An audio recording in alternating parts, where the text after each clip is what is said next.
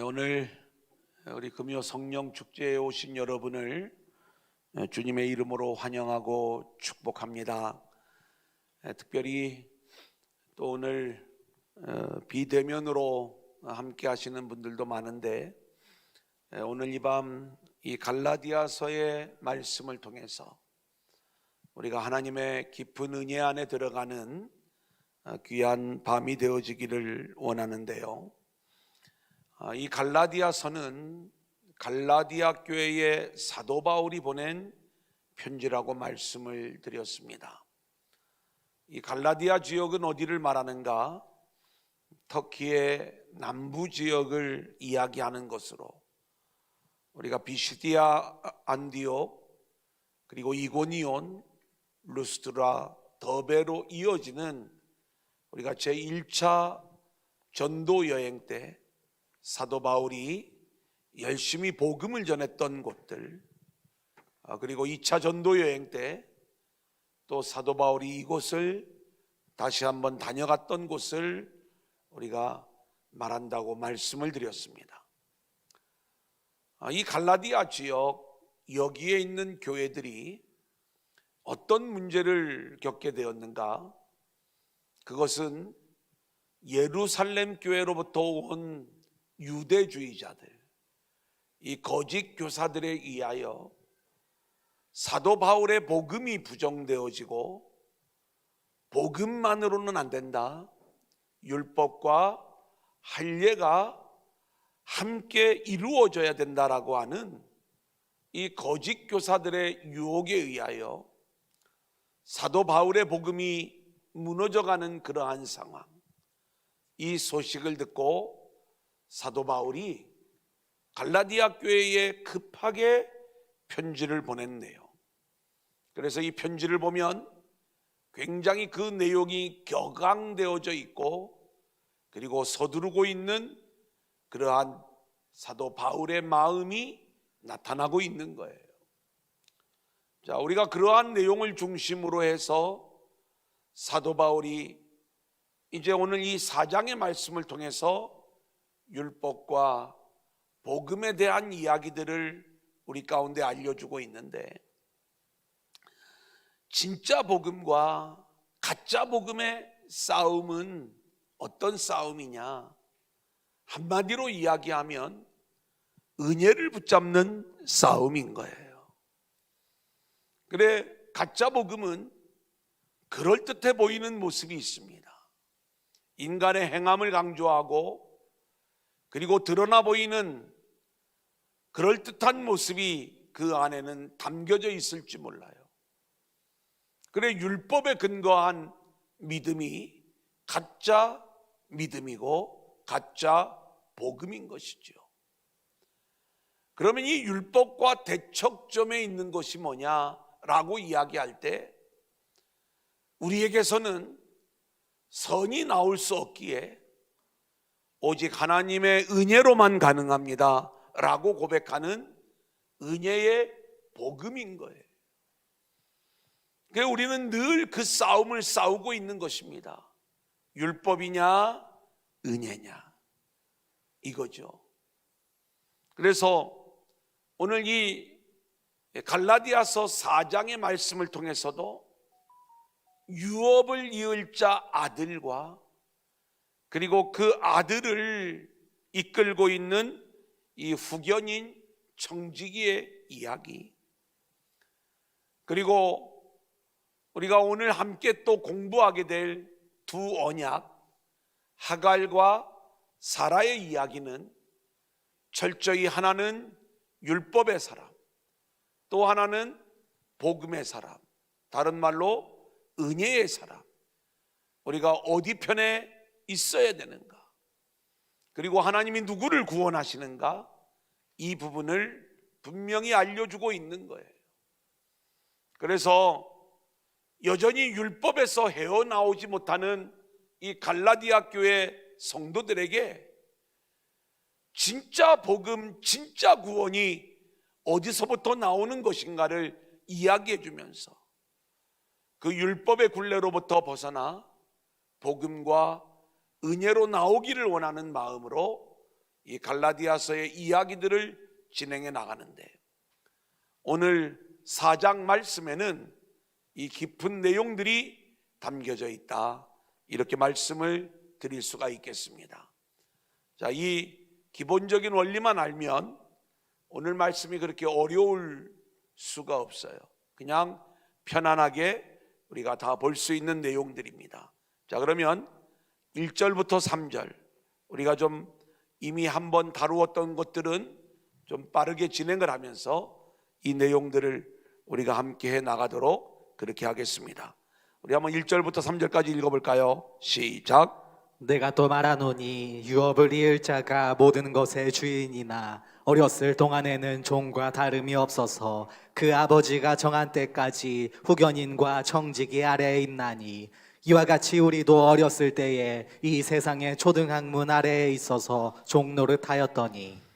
예, 이 이야기는 뭐냐면 아들이 자라기까지, 아들이 세워지기까지, 구체적으로 이야기하면 예수 그리스도에 의하여 우리가 온전한 복음의 세계가 열리기 전까지는 후견인 아래, 청지기 아래에 있을 수밖에 없었지만, 예수 그리스도가 우리 가운데 오시고 우리가 이제는 예수 안에서 하나님의 아들이 되어 유업을 이을 자가 되었다면, 우리가 더 이상 청지기, 후견인 그들의 어떤 영향을 받는 것이 아니라 그 청지기와 후견인으로 표현되어져 있는 게 율법이거든요. 이제는 이 간섭에서 우리가 벗어나 이제는 유업을 이을 자가 된 것이고, 오히려 후견인 청지기들도 유업을 이을 자, 진정한 하나님의 아들이요 자녀인 우리의 이야기를 들을 수밖에 없는 그러한 상황인데, 갈라디아 교회 성도들아, 너희가 아들이냐 아니면 여전히 후견인에게서 종노릇해야 되는 그러한 이 율법의 종에 불과한 모습이냐, 이 모습을 책망하고 있는 거예요. 그러니까 우리가 철저히 이제는 하나님의 은혜 안에서 자녀가 되었고 아들이 되었다면 유업을 이을 자로서 그 은혜 안에서 하나님의 나라를 누리면 되는 것이지, 우리가 뭔가 율법적인 행함이 부족해서 늘 노심초사하고 그 율법의 종노릇하는 그러한 모습을 보이면 안 되는 것이다, 이 내용을 말씀하는 것입니다. 4절 5절 같이 읽어볼까요? 시작. 때가 참에 하나님이 그 아들을 보내사 여자에게서 나게 하시고 율법 아래에 나게 하신 것은 율법 아래에 있는 자들을 속량하시고 우리로 아들의 명분을 얻게 하려 하심이라. 하나님이 우리에게 그리스도를 보내신 이유가 뭐냐? 그것은 우리를 유업을 이을 그 아들로 만들어내시기 위하여 그 예수님을 우리 가운데 보내주셨고, 아멘. 그 예수를 믿는 우리가 되었다면 우리는 이미 아들이 된 거야. 아멘. 유업을 이을 자가 된 거야. 그렇기 때문에 염려할 필요가 없는데 왜 여전히 그 율법 아래에서 종노릇하고 있니? 이 내용을 이야기하는 거예요. 아들이 오신 이유는 율법 아래에 있는 우리를 속량하시려고, 그리고 우리로 유업을 이을 아들로 세워주시려고 예수님이 오셨는데, 그 예수님을 붙잡고 있으면서 또다시 율법의 종이 된다는 것은 그것만큼 어리석은 모습이 없는 거야. 자, 6절로 7절 같이 볼까요? 시작. 너희가 아들이므로 하나님이 그 아들의 영을 우리 마음 가운데 보내사 아빠 아버지라 부르게 하셨느니라. 그러므로 내가 이후로는 종이 아니요 아들이니 아들이면 하나님으로 말미암아 유업을 받을 자니라. 이제 우리가 아들이라고 선포해 주는 거예요.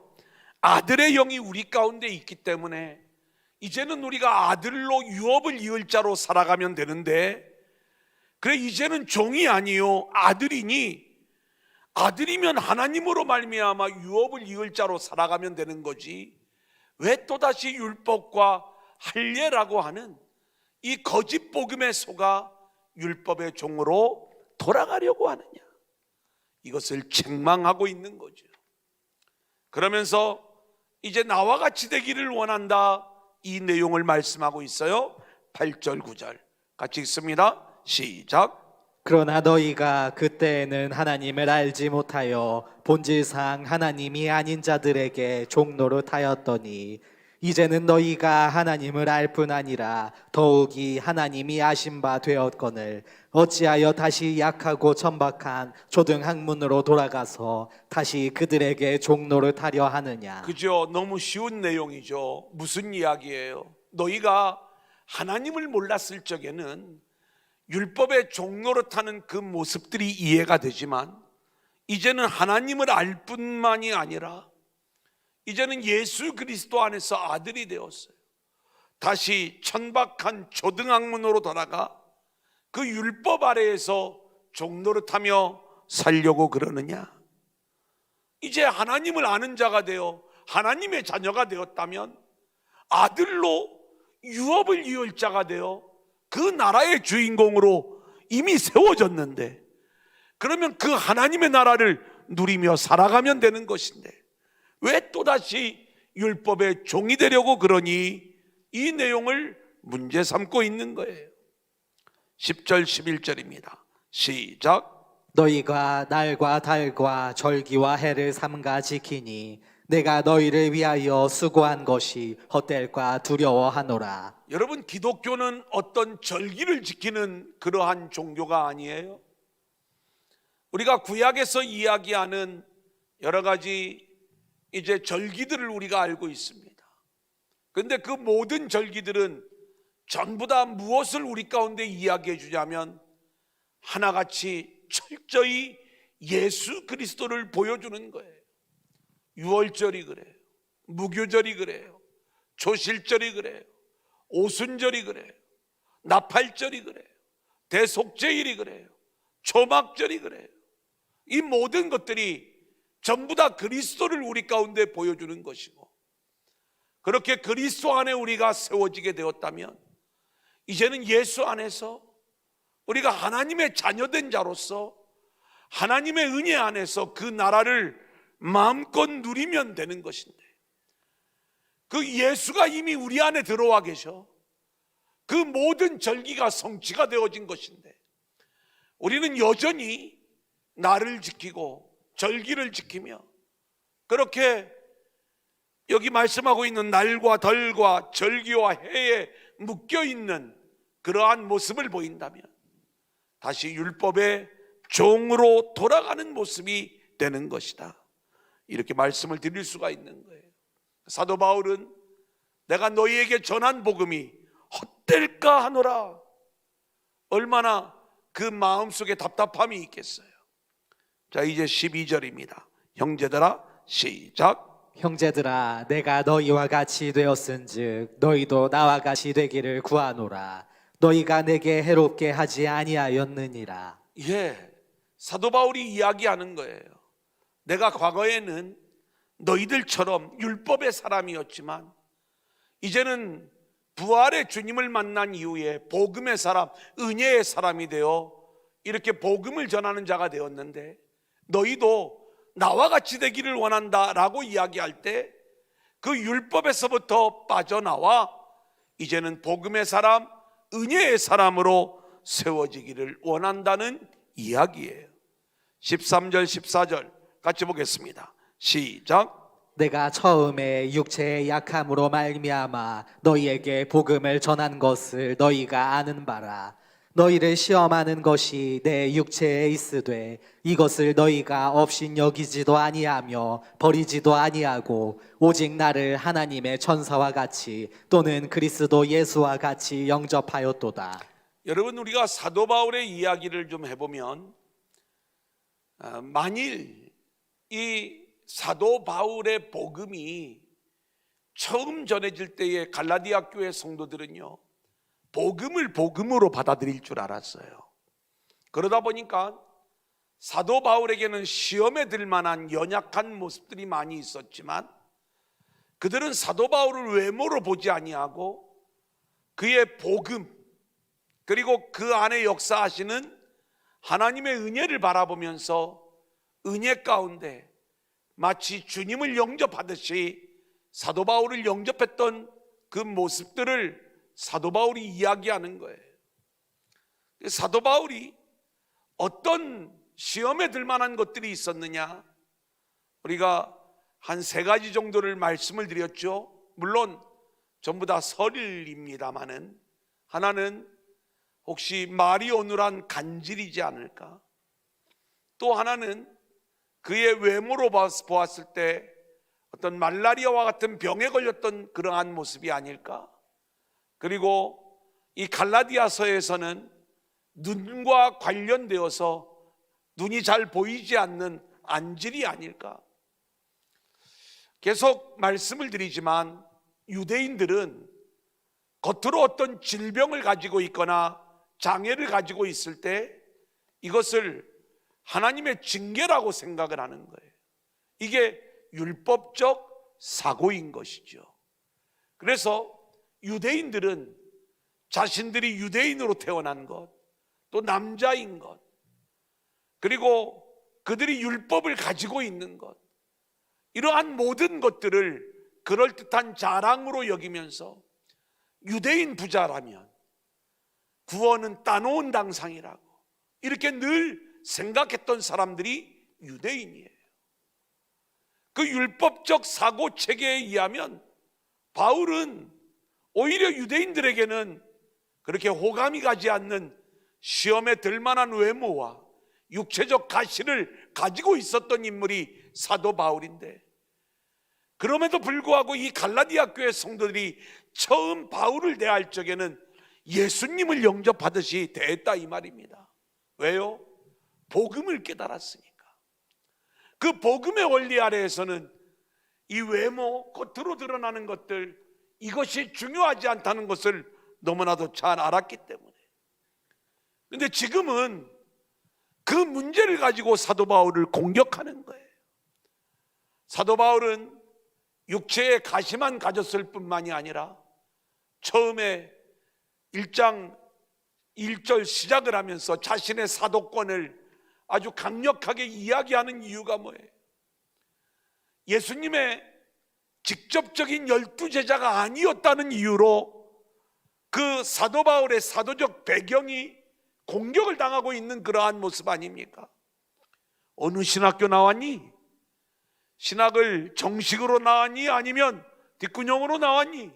이걸 막 따지는 사람들 앞에서 지금 이 거짓 교사들은 우리 스승은 야고보야, 우리 스승은 이만큼 정통성이 있는 사람이야, 이러한 이야기들을 들어가면서 사도 바울의 복음의 정통성이 위협을 받고 있는 모습, 그리고 그가 진정으로 하나님의 사람이라면 왜 외모가 그 모양인데, 왜 그런 질병 속에서 아직도 왜 벗어나지 못하고 있는데, 이렇게 계속 공격을 받고 있는 그러한 모습이었던 거예요.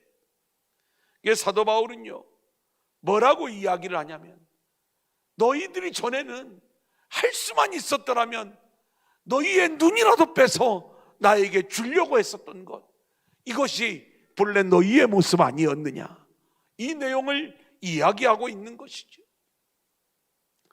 실제로 복음 안에 있을 적에는 바울의 이러한 외적인 모습이 전혀 문제가 안 되었는데, 그들이 거짓 교사들에게 속아 다른 복음을 쫓아가고자 했을 때에 갈라디아 교회 성도들의 마음이 흔들리고 있었던 거예요. 자, 그래서 바울이 이렇게 이야기를 해요. 넘겨봅니다. 15절 너희의 시작. 너희의 복이 지금 어디 있느냐? 내가 너희에게 증언하노니 너희가 할 수만 있었더라면 너희의 눈이라도 빼어 나에게 주었으리라. 너희들이 그렇게 복음 안에서 나를 주님처럼 영접하고 할 수만 있었더라면 눈이라도 빼어주려고 했던 그 마음, 그게 너희의 복된 모습이야. 근데 그 모습 다 어디 가버렸니? 이 내용을 이야기하고 있는 거예요. 여러분, 얼마나 이 사도 바울의 마음이 아팠겠어요.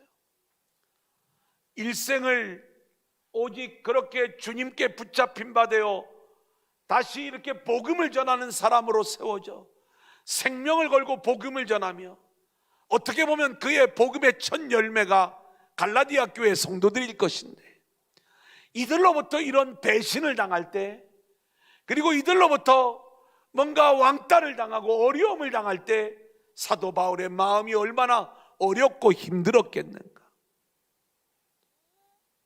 저는 우리가 이제 이 코로나라고 하는 어려운 환경 속에서 철저히 다시 우리가 은혜 안에 들어가 기도의 재단이 회복되어지기를 원하고, 또 우리 안에 정말 철저히 하나님만을 바라보는 모습들로 우리가 세워져 가기를 원하는 이 간절한 마음들이 있는데, 이때 우리가 함께 그렇게 열심히 뜨겁게 찬양하고 또 열정적으로 함께 말씀을 나누고 또 함께 기도했던 이 은혜의 교제가, 이게 이 세상의 어떤 다른 것들로 인하여, 세상적인 가짜들로 인하여 이것이 끊어지거나 훼손되어지지 않기를 원하는 거예요.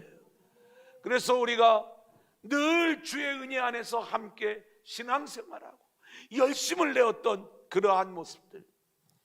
얼마 전에 권사님 한 분하고 제가 대화를 나누는데 권사님이 그래요. 목사님, 그때 정말 좋았어요. 그래요. 그때 저도 너무 그때 그 시절이 막 그리워요. 그때가 언제인지 아세요? 제가 하루에 얼마나 열심히 말씀 사역을 했는지, 그냥 아침 먹고 말씀 전하고 점심 먹고 말씀 전하고 저녁 먹고 말씀 전하고, 그런데 그걸 계속 빠지지 않고 참석했던 사람들이 있어요. 너무 좋았던 거예요 그때.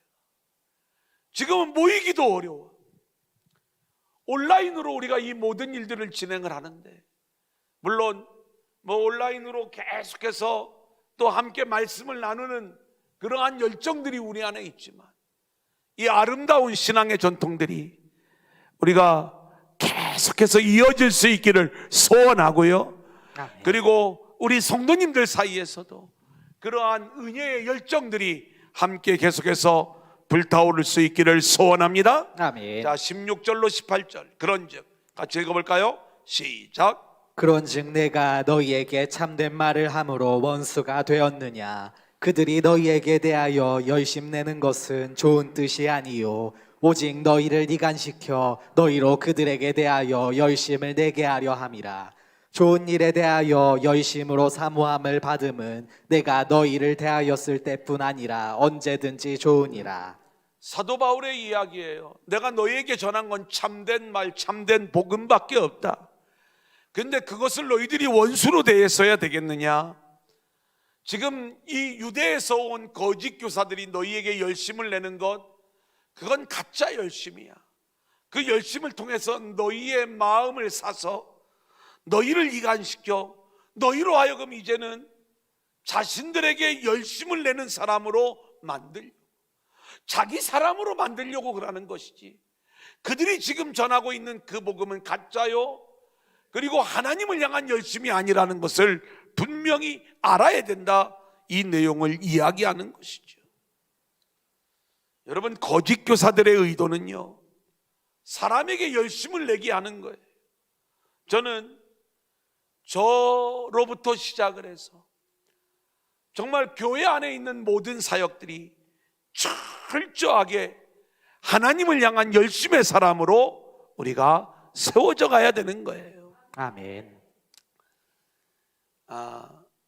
이제 오늘 아침에 우리 이제 목회자들이 이렇게 이제 모여서 책을 읽는데, 제목은 제가 잊어버렸어요. 그 비비고 만두, 또 그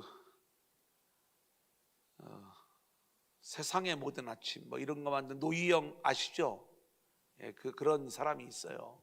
근데 이제 이 사람이 얼마나 이 성공적인 그러한 이제 일들을 이루어내는지를 책으로 낸 게 있는데, 이제 그 책을 갖고 이제 나누는 거예요. 좀 제 마음에 약간의 어떤 좀 불편함이 좀 있었습니다. 이제 어떤 부분이냐면 이 코로나 시대에 이 어려운 환경 속에서 그 노희영 그분이 또 예수 믿는 사람이더라고요. 뭐 그것까지는 다 좋은데 나름 이제 그 자신의 어떤 노하우, 어떤 테크닉, 그리고 성공하려면 어떻게 해야 되는가 하는 그 많은 부분들을 이야기하면서 세상에 기가 막힌 성공법을 이제 우리도 좀 배워가지고 목회에 이 내용들을 좀 적용해야 되지 않겠느냐, 이제 이런 내용을 가지고 하는 거예요. 물론 우리가 세상의 지혜를 얻는 것 필요한 일입니다. 하지만 오늘도 제가 그 이야기를 했는데 뭔가 사람들이 감동할 만한, 그리고 사람들을 끌 만한 뭔가가 좀 있어야 되지 않겠느냐, 이 이야기가 그 내용의 핵심인 거예요. 어떻게 하면 사람의 마음을 잘 끌을 수 있을까? 제가 오늘 한마디만 딱 이야기를 했어요. 투박한 복음이라 할지라도 우리가 복음은 선포하기만 해도 역사하는 힘이 있는 것 아니냐.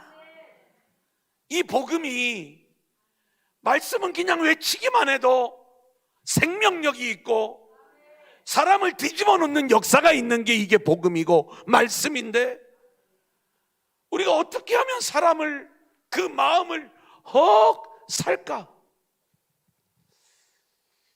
물론 뭐 우리가 그런 어떤 이 목회적인 여러 테크닉이나 기술들, 그래가지고 이 목회가 좀 더 풍요로워지고 또 지혜롭게 하는 그 부분을 제가 본질적으로 반대하는 게 아니라, 우리가 정말로 성도들에게 다가가야 될 것은 어떤 테크닉적인 면이 아니라 철저히 본질적인 이 부분을 가지고 다가가야 되는 것 아니냐. 조금 그 자리가 숙연해졌어요. 저 얘기를 하고 나서 제가 막 찬물을 끼얹은 것 같아서 좀 마음에 좀 저도 불편함이 좀 있었어요. 근데 이제 그 얘기를 하니까 발제를 하던 분이 맞죠. 이제 더 이상 뭐 제가 그걸 안 하자는 건 아니죠. 저도 같이 그 내용을 배우고 또 거기서 얻어야 될 지혜가 있다면 그 지혜를 얻기를 원하지만, 정말 우리의 목회가 사람을 끌어모으는 자기의 목회인가? 그러면 자꾸 어떤 목회를 하려고 하냐면 사람 마음을 살려고 하는 목회를 하는 거예요. 어떻게 하면 내 편을 만들까? 어떻게 하면 목회자 편을 만들까? 늘 가르치는 게 주의 종에게 잘해야 된다고, 주의 종을 잘 섬겨야 된다고, 주의 종과 같은 편이 되어야 된다고. 그 말이 틀린 말은 아닌 것 같지만 거기에는 우리가 심각하게 우리가 복음과 대척점이 될 수 있는 이러한 잘못된 부분들이 있다는 걸 주의 종들이 깨닫지 않잖아요. 그러면요, 그 교회가 한 번 무너져 내릴 때 견딜 수 없는 그 모습이 되는 거예요. 목회자 하나가 조금만 잘못된 방향으로 가면 그 교회는 복음이 없기 때문에 누구도 그 내용들을 분별해낼 수 없는 그러한 모습이 되는 거고, 제가 또 말씀을 드리지만 목회자 하나 때문에 얼마나 많은 하나님의 영광을 가리는 일들이 나타나고 있는지, 이런 거예요. 그래서 우리의 열심은요, 철저히 하나님을 향한 열심이 되어야지 아멘. 사람을 향한 열심이 되어서는 안 되는 것이다. 아멘.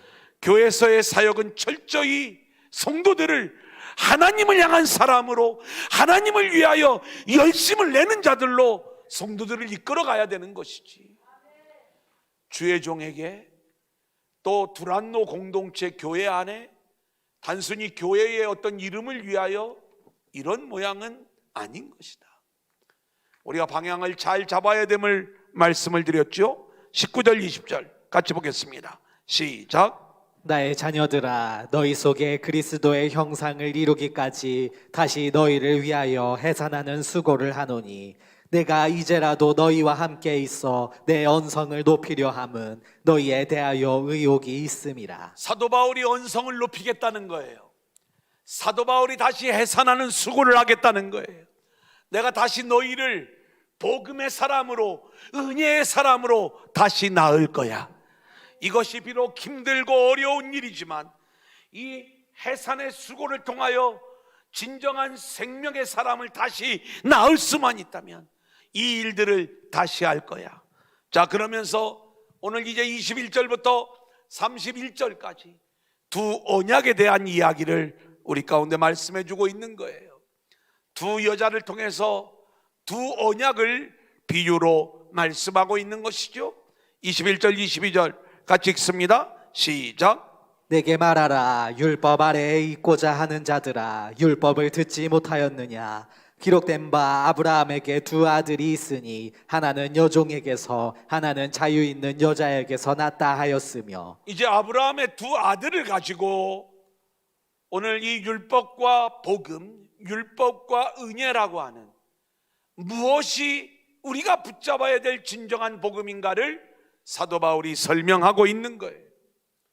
여러분, 우리가 아브라함에게 두 아들이 있다는 건 잘 알고 있어요. 우리가 창세기 15장 말씀을 보면 이 아들 하나 없는 이 아브라함을 하나님이 찾아오시죠. 아브라함이 우울증에 걸려 있다고 말씀을 드렸어요. 하나님이 찾아오셔가지고 너 왜 이러고 있니? 저에게는 아들이 없어요. 집에서 길리운 이 엘리에셀이 나의 상속자가 될 것입니다. 그때 하나님이 말씀하시죠. 내 몸에서 날 자가 내 상속자가 될 거예요. 그러면서 아브라함을 데리고 밖으로 나가 밤하늘의 별들을 보여주면서 내 자손이 이와 같이 많을 것이다 이야기했을 적에 아브라함이 이를 믿으니 이것을 그의 의로 여겼더라 이렇게 말씀을 하셨죠. 그리고 나서 하나님은 그 약속만 하셨을 뿐만이 아니라 그 약속을 이제는 언약으로 진짜 확약을 해주는 그 장면, 그래서 재물을 쪼개어 놓고 연기나는 횃불의 모양으로 하나님이 그 재물 사이를 지나가시면서 내가 이렇게 쪼개어지는 모습, 죽음의 모습으로 이 언약을 이루어낼 거야. 바로 우리 주님의 십자가, 그 모습으로 우리를 하나님의 자녀로 완성해내는 횃불 언약을 약속하시는 거예요. 자, 이 언약을 맺고 나자마자 아브라함이 어떤 모습을 보여요? 사라가 여전히 하나님이 아들을 주시지 않았을 때에 이제는 그것을 우리 힘으로 좀 한번 이루어 보자. 이게 하갈을 통하여 이스마엘을 낳는 일이었어요. 이게 16장의 이야기죠. 우리가 그 내용들을 하나하나 다 읽을 수는 없지만 사람이 하는 일들이 얼마나 어이가 없고 그리고 온전히 모든 것들이 모순투성이인지, 아브라함도 엉망이고 그리고 사라도 엉망인 모습을 보게 되는 거예요. 사라가 하갈에게로 들어가 이번 한 번만 아들을 낳을 때까지만 그렇게 내가 눈 감아 줄 테니 그 하갈하고 동침을 하고 그래서 자녀를 낳아 그걸 우리의 자녀로 삼자.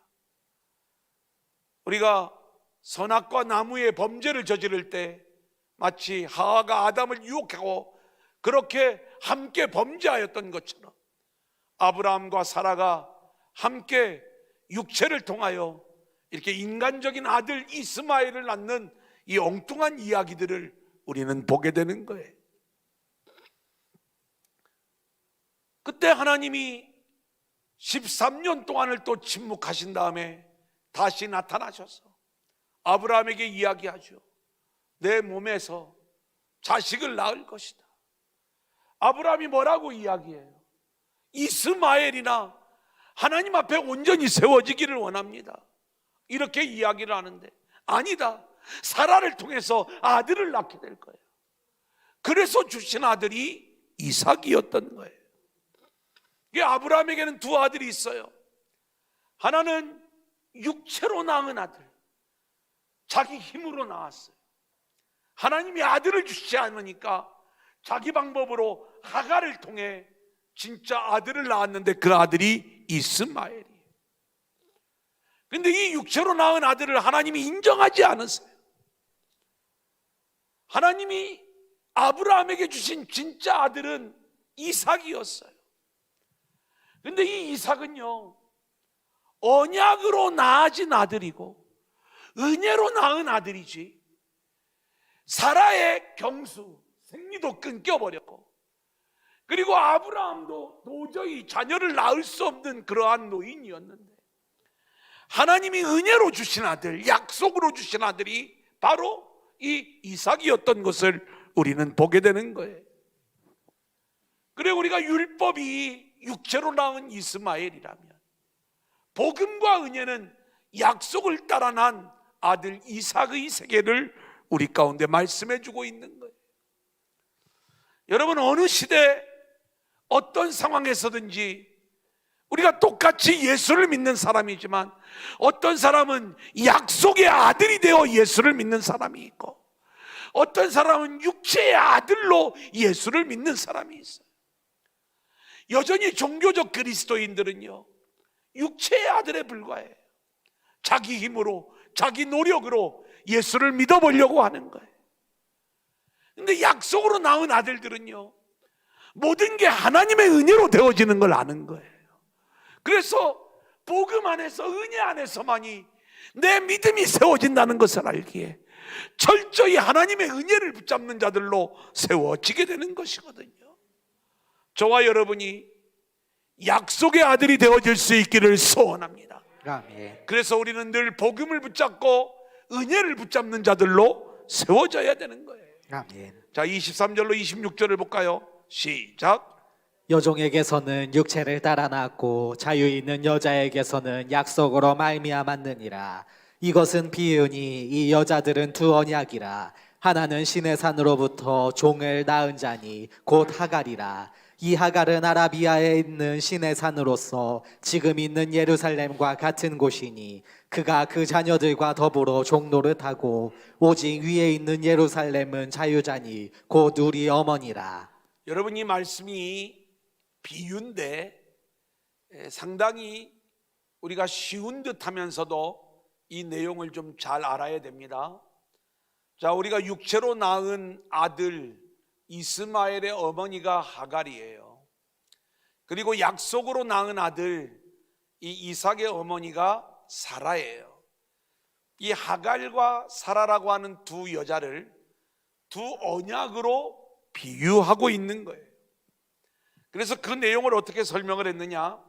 하갈은 율법을 말하는 것으로서 신의 산 혹은 땅에 있는 예루살렘이다. 여러분, 원래 이 예루살렘은 시온산이 되어야 되고 은혜의 산이 되어야 되는데 여전히 율법 아래에 있는 곳이 되어버리고 말았어요. 그래서 땅에 있는 예루살렘, 신의 산, 똑같이 율법, 육체로 낳은 아들, 율법에 갇혀져 버린 그 예루살렘을 이야기하는 것이죠. 그게 하갈이다 이 말이에요. 반대로 사라는 은혜를 말하는 것인데 하늘에 있는 예루살렘이다. 여러분, 우리가 히브리서에서 너희가 이른 곳은 신의 산이 아니라 그곳이 시온산이다, 시온산이 되어야 된다, 이 내용을 우리가 함께 나눈 적이 있어요. 히브리서 12장 22절 같이 볼까요? 시작. 그러나 너희가 이른 곳은 시온산과 살아계신 하나님의 도성인 하늘의 예루살렘과 천만 천사와. 원래 이스라엘 백성들이 애굽에서 빠져나와 시내산에 도착하였을 때에 하나님이 이 시내산에 강림하시는 그 장면들을 보게 돼요. 이건 모형이에요. 빽빽한 구름 속에서 땅이 흔들리면서. 그런데 본래 하나님이 의도하신 건 뭐예요? 이 흔들리는 시내산, 이 땅의 나라가 아닌 시온산, 은혜의 나라. 그래서 너희는 그리스도 안에서 영원히 흔들리지 않는 나라를 이미 받은 자들이에요. 그 시온산에 이르게 하도록 하나님이 너희들을 이끌고 계신 거예요. 그래, 원래 너희가 애굽에서 빠져나온 곳은 눈으로 볼 때는 신의 산이지만 영적으로는 그곳이 하나님의 은혜가 부어지는 시온산임을 알아야 되는 거야. 여러분, 이거예요. 그러니까 우리는 이 하늘에 있는 예루살렘, 그 영원한 시온산, 그 산에 속한 이제 이 사라에게 낳은 아들들이 되어야 된다, 이 내용인 것이죠. 자, 그러면 우리가 26절 한 번 더 읽겠습니다. 시작. 오직 위에 있는 예루살렘은 자유자니 곧 우리 어머니라. 자, 위에 있는 예루살렘은 자유자니 곧 우리 어머니라. 그러니까 우리 어머니 사라를 이야기하려고 하는 게 아니라, 사라 한 개인을 말하려고 하는 게 아니라, 여러분, 성경을 보면 정말 성경이 좀 기가 막힌 모습이 있습니다. 이 어머니를 위에 있는 예루살렘이라고 이야기하잖아요. 사라는 비유예요. 그런데 우리가 여자의 후손이 뱀의 머리를 깨뜨려 뱀과 여자가 원수가 되게 하는 이야기를 우리는 알고 있죠. 이 여자가, 그 여자가 무엇을 이야기하느냐? 교회를 얘기하는 거예요. 자, 그러니까 보세요. 오직 위에 있는 예루살렘, 이것은 계시록을 보면 하늘에서 내려온 새 예루살렘으로 완성되어지는 교회의 모습을 우리가 보게 되는 거예요. 계시록 21장 10절 같이 읽어볼까요? 시작. 성령으로 나를 데리고 크고 높은 산으로 올라가 하나님께로부터 하늘에서 내려오는 거룩한 성 예루살렘을 보이니. 예, 우리가 여인의 후손으로 그리스도가 오신다라고 이야기할 때 이 여인은 교회라고 말씀을 드렸어요. 교회를 위하여 우리 주님이 오시는 모습이죠. 그래서 이 위에 있는 예루살렘은 우리의 어머니라고 이야기할 때 이 예루살렘이 교회 공동체를 보여주시는 것이고, 이 교회가 언약 위에 세워지는 그 내용을 우리에게 보여준다라고 이야기할 때, 그렇다면 우리의 어머니는 하나님의 언약이고 하나님의 말씀이고 하나님의 전적인 은혜이기 때문에 우리는 이 복음과 은혜를 붙잡는 자들로 세워져야 된다. 아멘. 하나님의 자녀들은 언약이 낳는 거고 복음으로 낳는 거고 은혜로 나아지는 것이다. 아멘. 그러기에 우리는 복음을 붙잡아야지 다시 율법으로 돌아가면 안 된다. 갈라디아 교회 성도들아, 절대로 그리하지 말아라. 이 내용을 말씀하는 거예요. 다시 율법으로 돌아가면 안 되는 것을 이 사라와 하갈의 이야기를 통하여 우리 가운데 말씀해 주고 있는 거예요. 아멘. 갈라디아서 4장 28절 시작. 형제들아, 너희는 이삭과 같이 약속의 자녀라. 그죠? 너희는 이삭이야. 그죠? 우리의 어머니는 하늘에 있는 예루살렘이야. 우리는 그 하늘에 있는 예루살렘으로 세워질 자들이고, 언약 안에서 우리가 그렇게 세워질 수 있기 때문에 그 언약, 복음, 약속, 은혜를 붙잡는 자들이 되어야 돼. 그런데 왜 다시 율법을 붙잡고 육체의 자녀, 하갈의 자녀가 되려고 그러는 거니? 이 얘기하고 있는 거예요. 4장 29절 그러나 시작. 그러나 그때 육체를 따라 난 자가 성령을 따라 난 자를 박해한 것 같이 이제도 그러하도다. 여러분, 육체를 따라 난 자 이스마엘이 약속을 따라 난 자 이삭을 희롱하는 이야기를 우리가 알고 있어요. 그렇게 약속을 따라 난 자들은 육체를 따라 난 자들에 의하여 조롱당하고 핍박을 당할 수밖에 없는 그 창세기의 내용을 언급하면서 사도 바울은 그 내용을 자신과 투영시키고 있는 거예요.